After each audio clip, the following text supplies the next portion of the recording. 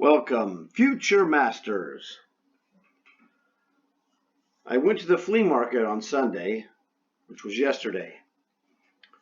And I met this guy there. He had a chess set on his table. I was asking him about it, and he was like, "Well, do you play chess?" I said, "Yeah."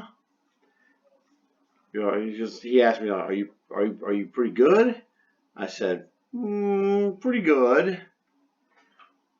I didn't want to say anything or whatever, but he just kept asking me questions. So it's like, you know, anyway, it's like, okay, it got to the point where it was like, yeah, I actually have a channel on YouTube.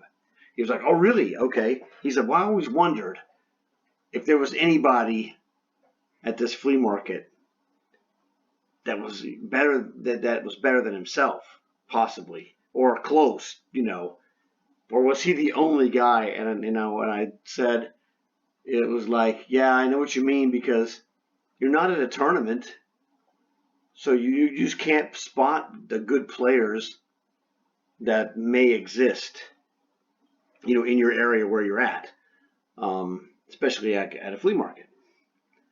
So it was pretty funny. And so, he asked me about, how good I was, and I was like, okay, well, I told him I'm a low grade master, and he was like, he was shocked because he didn't expect to find anyone there. And so we talked about some things, and he was like, "Well, I like to find out, talk to you, blah, blah, blah," trying to get some information, about how to be better, or whatever. I told him about my channel here that you're on. And I was there talking to my friend, and so I went and came back later on to see him, and I said, maybe we should play a goof off game, just to have some point of reference, because you don't know how good someone is. Now, he said, he was over 1,700, and he got almost to 1,900. He said, but he got there and he kind of slipped back, and his thing was that said, well, he figured he made an observation or a supposition, which is both true and not true, which is what was difficult. He said, well, I got up to like almost 1,900, and then I decided that, I need to know more things and try more and different openings and what have you, because my rating went right back down. I'm like, yeah, you can't just go and jump out there and do it.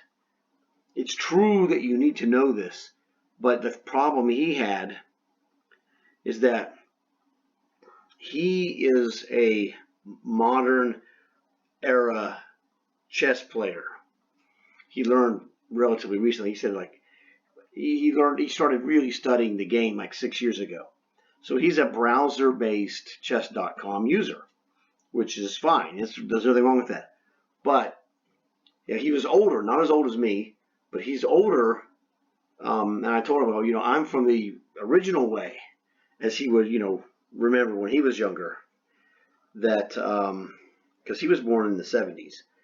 So, I'm not a browser-based chess player, not for my learning. So the thing is, I told him I learned a lot of lessons, and I explained some of those lessons to him, that I learned in the chess club, at the chess club setting. When you're there, it's like being at school. You're in the cafeteria talking to your friends about whatever you're talking about. And if you're doing chess on your own, like he is or has been, without the access to a chess club, there's certain lessons you just don't get. You have to get them from a different place. Well, you have to hunt out certain types of lessons that would occur in a weekly chess club that I went to, and I told him these lessons, and it was really good. It's like it opened up an explanation to him of something he didn't physically know, because he just didn't experience it. So it was very interesting. And so we played this game, and we got to this position, and then he played this move, and I didn't really think, I didn't think anything special about it when he played it, knight to g3. And I told him about, my spidey senses. The move knight g3 never came up on my spidey senses chess radar. It just, it's clearly not a threat to me. I could just simply move my queen back. It's not a problem. There's no danger that knight g3 really represents other than knight takes queen, which is pretty basic, right?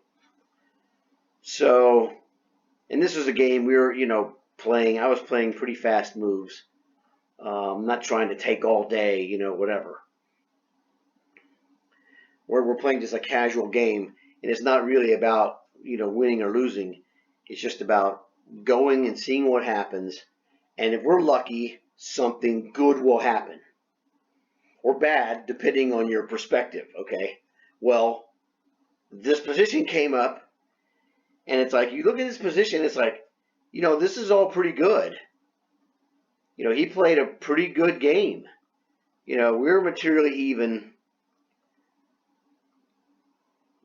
Very, very, very solid.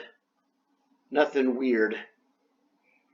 Black is a little more threatening because the queen is on h5.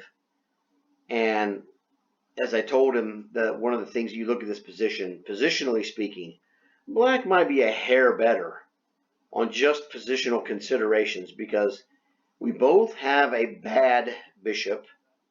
His is the dark square bishop. Mine, mine is normally in this opening, this is a Dutch defense. Normally in this opening, black, the light square bishop for black can be the bad bishop because that's where you have the e6 and f5 pawns. But in either case, my bishops are both pretty decent, not super great, but decent. If one of them is quote bad or bad-ish, the bishop is bad in front of the pawns, which is better than being bad. Like this e1 bishop is a bad bishop because of all the pawns on the dark squares, and he's behind it. So it's relegated as a purely defensive role. It's not losing, but as I often say, he is a tall pawn. That's really all it's good for at this point. My bishops are a little bit better than his. So his white square bishop is a good bishop, strong and attacking. But right now it's not doing anything, but could be very dangerous in the future. So if we just looked at this before he plays knight g3. Okay, let's go back here. Before he plays knight g3, this game is pretty even. It's pretty even. I would say, like I said, I think black is slightly better. This computer says otherwise. I'm like, hey, whatever, dude. I don't care what you think. This long diagonal bishop bearing down on the king is like the sword of Damocles. So that's just what I'm saying. So he played here, and that move. Well, now the computer is not. This computer is not evaluating this as a move to move. We didn't record the game moves. It was like we got to this position, and I took a picture on my phone, and so I used it. And actually, the position I took a picture of was a couple of moves later on, and so I worked it back to here because this is what happened. So he played here. I took his knight. I told him, I go, well, this is a decent move. This looks like a decent move.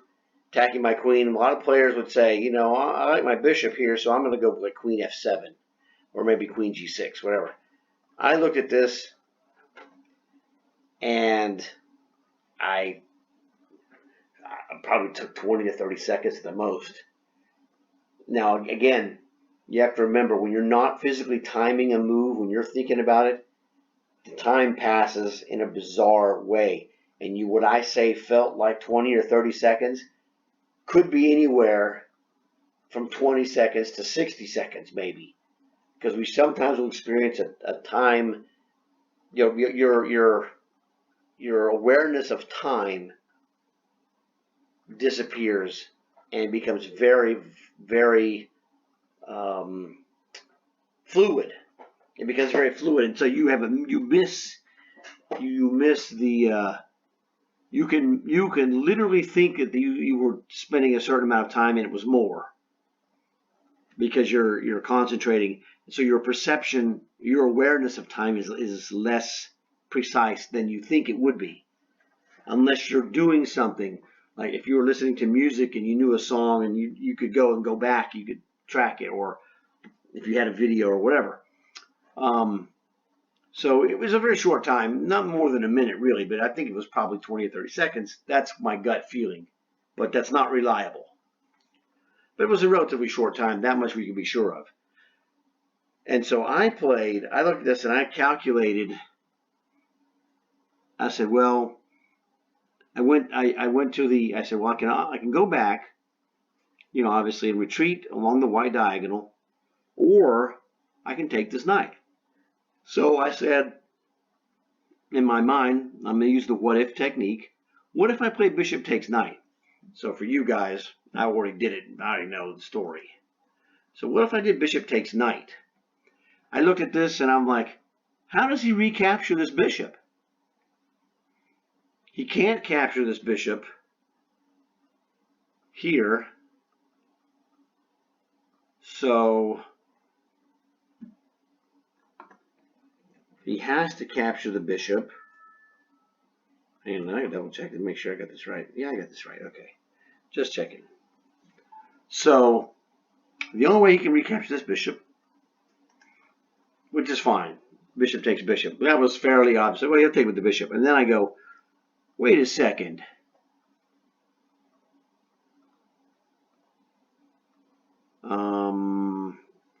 Is that correct?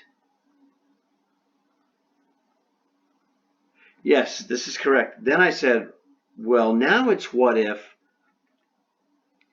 I take his pawn? So here's the move I was looking at. What if I take his pawn? I'm like, he's got a rook or a bishop that he can recapture with. Like, well, or he could remove the bishop.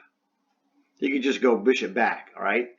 So there's three responses. Bishop takes, rook takes, bishop moves away, wherever. We're going to put all of the bishop moving away. Well, I guess he gets four. He's got bishop moves away or something else moves that's not the rook or the bishop. That covers everything. So those are just four options. And clearly, I think everything he would do outside of bishop to a6 or bishop to e4, the answer is pawn takes free bishop. Or rook takes free bishop. Either one of those two is the response. So we can't move another piece that's not the bishop or the rook because we're going to take this bishop for free, depending rook or bishop, rook or pawn, whatever. So if he moves away here, I take the bishop with the queen. If he moves away here, ooh, that's terrible. Okay, it's just bishop f2 is horrible. Rook takes g2, he's done.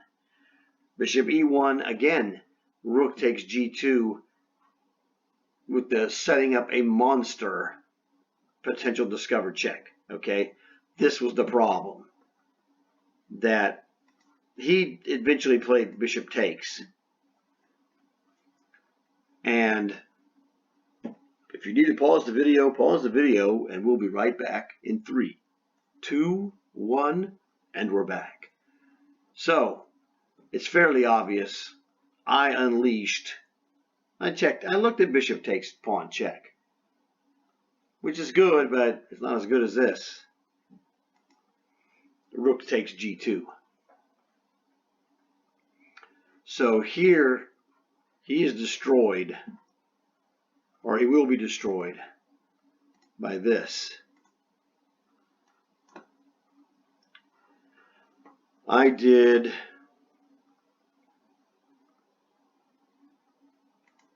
pawn takes.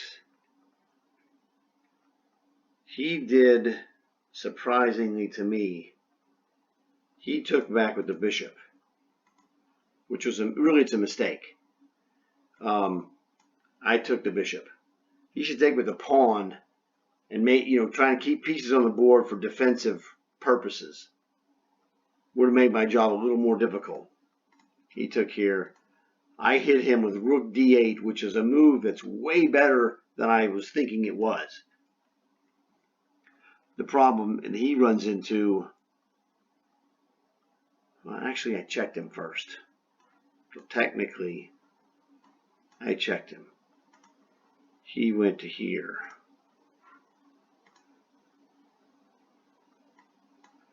Okay. The problem he ran into is he moved the bishop. He moved it to a terrible square, but there isn't, no, actually, no, he did not. He moved it to here, and I was like, God, you're such a jerk. I got to play queen g6 or rook to e8 to defend this pawn. I'm like, oh, you're such a jerk. You're killing me, and then you're losing now.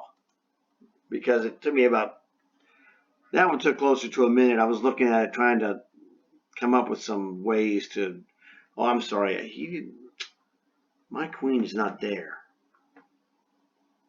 My queen is here. I checked him on g5, not g4. He's not an idiot. He didn't play bishop. He did play bishop c4, but not when I could take him. So that's my fault. He did not move his bishop, and I did not overlook the fact I could take it.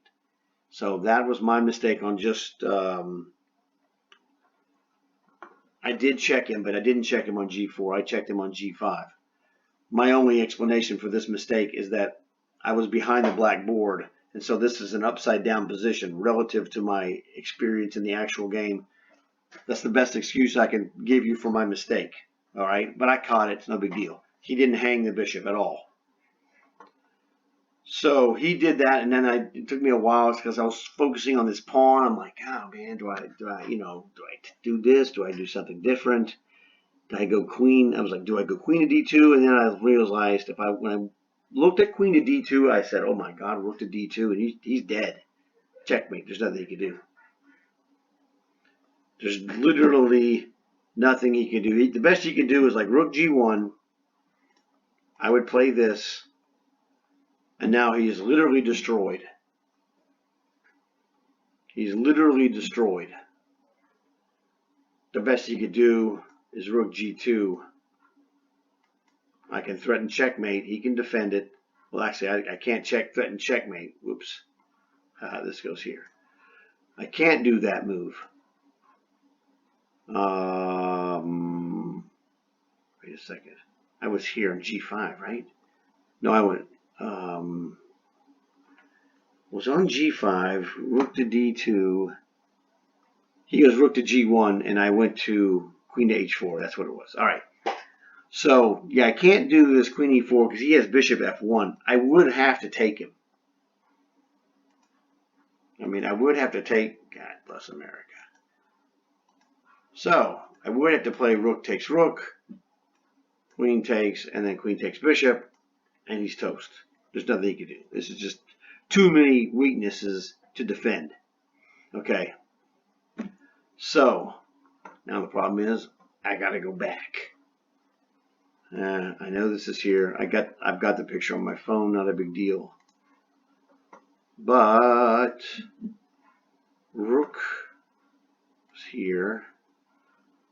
You got a white pawn here. I had a black pawn on d6. And the reason I exchanged those pawns on d takes e5 is I was trying to fix things so he wasn't going to power, attack my pawns. So he played knight g3. King was, whoops. Black is winning. There's no king. Or white is unbeatable because he can't be checkmated. Whatever. One of those two is the truth. I don't know which one specifically. But that was pretty funny. The bishop on h4. Pawn is on g5. White pawn is on f4. White pawn is on g2. So you got a rook on f1. And we're back because he played, he has the bishop on e1. And I have a knight on d7. So, and like I was telling this guy that I wouldn't compromise his secret identity for my own personal glory. But I was telling him also that, as a tournament chess player, if you can't, well, when not if you can't, that doesn't make any sense. When I play a tournament game, when I'm done with that game, I can recreate the exact move sequence of the game after the game is over, win or lose or draw. That doesn't matter, because you're studying the game, you're concentrating. On this one, we looked at this position quite a bit, and then that was yesterday, and then I reset it up so I was able to recall this from memory. Tomorrow it'll probably be gone at some point because I just won't need to know it. It might be 2 days or 3 days before it's really completely gone. That would make an interesting experiment scientifically, but whatever. So the thing was this: he played knight to g3, and he was looking at this, and he was like, "Man, what can I do?" And I go, "Here's the problem. Number one," and I mentioned this in a previous video, that what happened here, white to move, white played a move that visually looks incredibly impressive. Knight to g3 looks terrific. It's opening up the coordination. Your queen's defending the second rank. You're attacking the enemy's queen. You're going to make him leave, etc., etc. You're defended by the bishop. You're not throwing a piece away. You're not doing anything really stupid. But what happened, and this is the miracle part, is that I said, only a really strong player is going to be able to explain this to you. What happened to him, he played, good moves, solid. He lost because his chess eye was not as good as my chess brain. And he was slightly perplexed by that analysis. So most people would say, well, they'll go back and go, oh, well, knight g3 is terrible. They're looking from just a purely tactical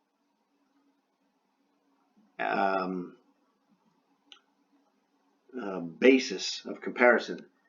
You could play bishop takes bishop, would have been a good move. G3, that's not even possible. Is that right? I think that's correct, actually. Oh no, G3 is illegal. Yeah, G3 was so good it was illegal. So no, you couldn't play G3. But bishop takes bishop, he could have done, some different things.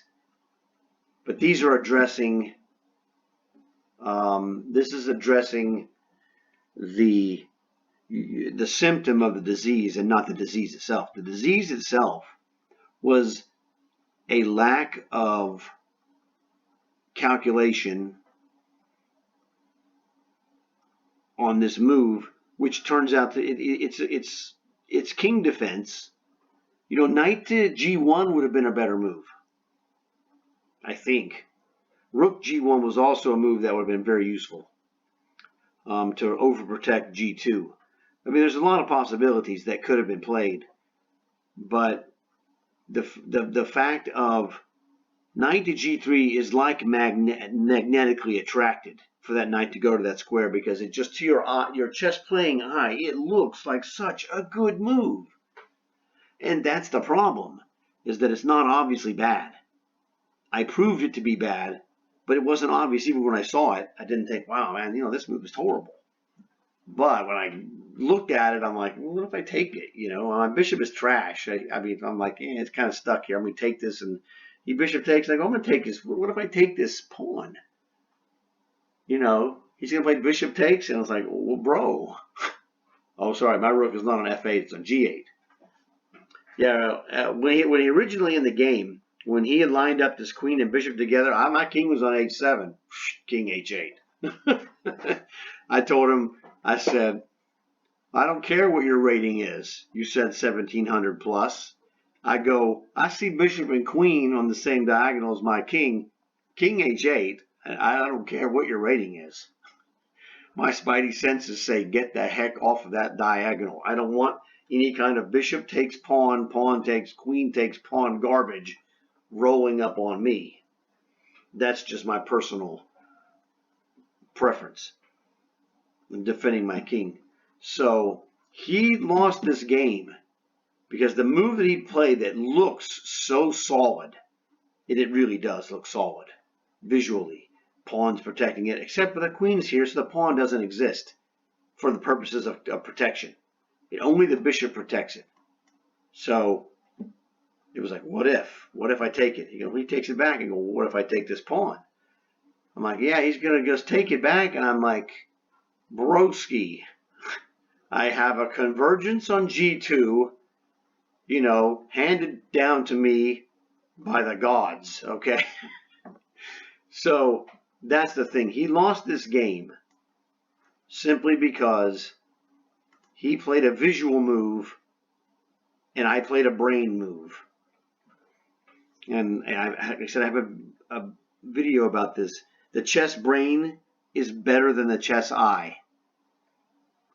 Sometimes the chess eye is really good, especially, you're playing and you're making moves. You'll see things that can be good, but the chess eye can be tricked. This is one of the optical illusions, I suppose you might want to call it, in a chessboard way. It just looks so solid, but it just loses by force. So that's the thing. And I told him, well, luckily for you, you saw that, I was able to correctly explain to him what happened. It wasn't that knight to G3 could be replaced by another move, which it could be. It's the type of mistake that it was. He learned a valuable lesson about chess eye versus chess brain. So this is one of those things that will, down the road, help him in the future, as I hope it helps you guys, because you get this direct examination of the optical illusion, for lack of a better phrase, of a move made with his chess eye, where if you calculated it, you could see as I played that it would just lose because you have a hideous weakness on G2 that was miraculously undefended, and he adds a defender to it. That's the oddball part, is that knight to G3 adds the queen, but the queen is the wrong piece to add to this defense because I have a 3-point bishop and a 5-point rook, and he's got a 9-point queen, okay? So just about any other move that adds a defender to G2 is better than adding the queen as the only defender with the king. So he's got the 100-point king, the 9 or 10-point queen, depending on how you were taught. Okay, I learned it was 9. If you call it 10, so what? It doesn't matter. So you have the most expensive piece, the second most expensive piece, and I have, the middle piece and a cheap one. I got a cheap piece and a middle piece against an expensive and a super expensive. I'm attacking over here with copper and aluminum. He's defending with gold and platinum. So you don't want to trade. Well, you do want to trade your copper and your aluminum for someone else's gold and platinum. But if you're holding gold and platinum, you don't want to give those away for copper and aluminum. That's what he's doing, if that helps you. So hopefully this was really kind of an exciting story and explanation of what happened here, because it was really awesome. I mean, we talked for several hours, and it was just a really great meeting of two chess players randomly at the flea market, both of whom were actually quite good.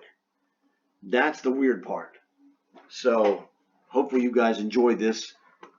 Like the video, subscribe if you're not subscribed. I don't know how you get to this if you weren't, but whatever. Let me know what you think about this story.